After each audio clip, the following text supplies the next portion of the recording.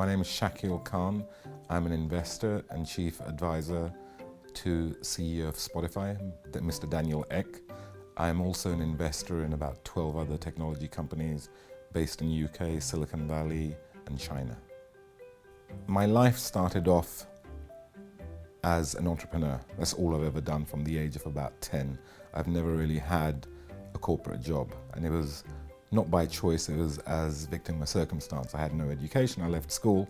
So over the years, I've built a number of companies, sold my last one to AOL, and realized I still needed the adrenaline of startups. So rather than starting to build my own companies again, I felt I could probably add far more value to other young entrepreneurs by investing, advising, and mentoring them. So it's interesting, a lot of people talk about product and technology.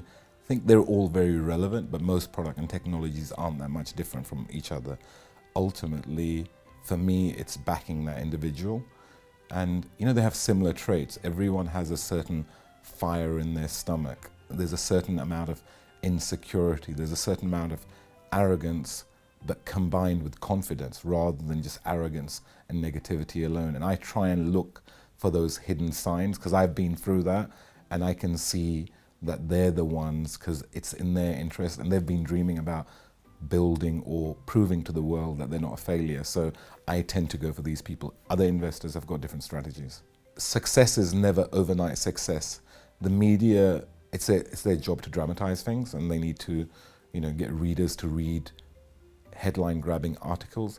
I have yet to meet an entrepreneur out of thousands who I've met who overnight said, oh, well, it just happened overnight.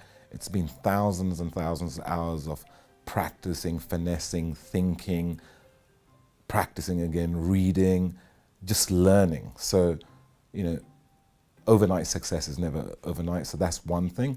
But two, we live in a world where we only hear of one. So we hear of the Google. We don't hear of the 10,000 others who tried it and came so close. Now, they weren't failures. It just happened, it was a market which is only going to be one winner.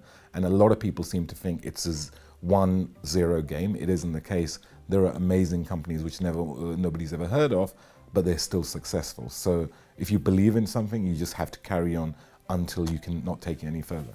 So, the right amount of emotion is very important because you have to be emotionally invested rather than financially or time invested.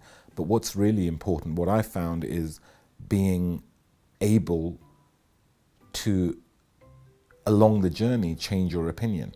And, I, as a youngster at 16, always trying to explain it. At 16, I knew everything.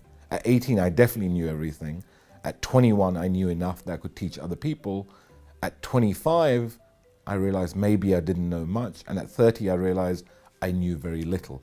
That's the opposite. So when you're a kid, 14 or 16 or 18, you actually believe genuinely that you know everything, and there's no harm in that. But as you go through life, you realize that the best ones are the ones who accept they know very little and are willing to learn. I am still learning stuff today, and today's event has been amazing, and I've met some people, and I learned new stuff from a 17-year-old kid, and I can either embrace it or I can look at it and go, well, what can he teach me? In my opinion, embracing it because he knows more about the topic than I do.